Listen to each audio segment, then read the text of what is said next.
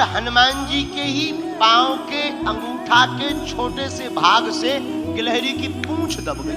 अब गिलहरी बड़ी चिचियाई। हनुमान जी ने देखा कोई चिचिया रहा है, कौन है? नीचे देखा तो गिलहरी।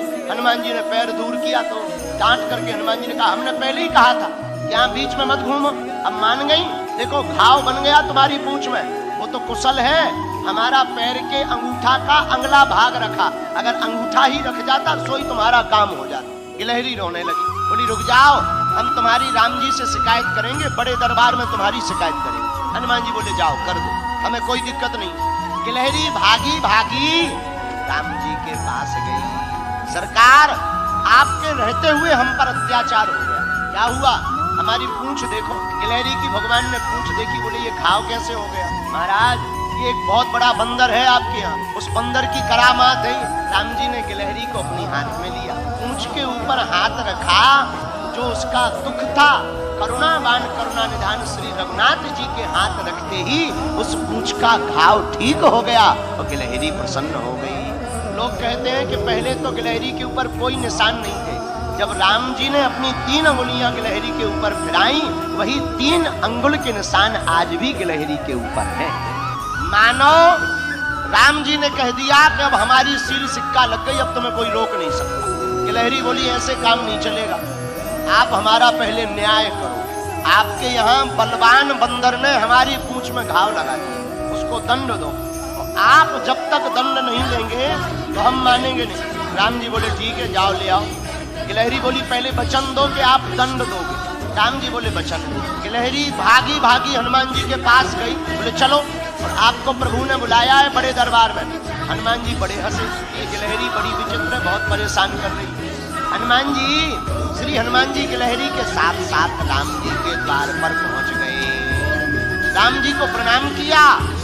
क्या बात है, तुमने गिलहरी का अपराध क्यों किया श्री हनुमान जी? हनुमान जी हाथ जोड़कर बोले प्रभु, हमने अपराध नहीं किया, यही गिलहरी बीच के बीच भाग रही थी, इधर से उधर उथल पुथल कर रही थी। हमने तो टोका था, रोका था, बड़े बड़े बंदर हैं, चिपल जाओगी, चप जाओगी, मर जाओगी। महाराज, धोखे से हमारी ही पांव से इनकी पूंछ दब गई। राम जी बोले सुनो, अपराध तो किया ही है, पर हनुमान जी ने गिलहरी से पूछा एक बात बताओ, तुम्हारे रेत के कण डालने से समुद्र का पुल बनना नहीं है, फिर भी तुम इतनी परेशान क्यों हो रही?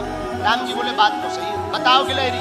गिलहरी ने जो जवाब दिया उसको सुनकर हनुमान जी की आंखों में आंसू आ गए। गिलहरी हाथ दोनों जोड़कर बोली राम जी, हमें पता है कि हमारे कारण से पुल नहीं बनना है, लेकिन इन बांदरों ने, बंदरों ने, आपकी इस सेना ने बड़े बड़े पत्थर ला करके पुल बना दिया, 1200 किलोमीटर लंबा, महाराज 120 किलोमीटर चौड़ा।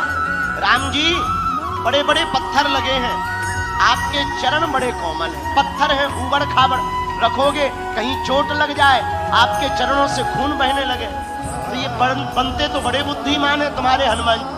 तुम्हारे हनुमान जी को ज्ञान एक रत्ती का नहीं, हम छोटे जरूर हैं पर हमें ज्ञान ठीक ठाक। राम जी बोले क्या ज्ञान है?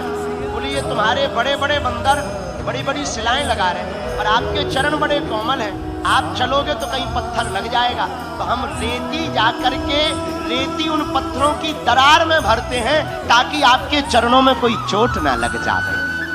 हनुमान जी को सुनकर आंखों से आंसू आ गए। अरे धन्य हो गिलहरी। गिलहरी बोली ये सब बातें छोड़ो, ज्यादा मलाई मत मारो, प्रभु आपने कहा था कि हम दंड देंगे, आप इनको दंड दीजिए। राम जी बोले हनुमान जी, आपसे भक्तापराध हो गया, इसलिए आपको दंड तो भोगना ही पड़ेगा।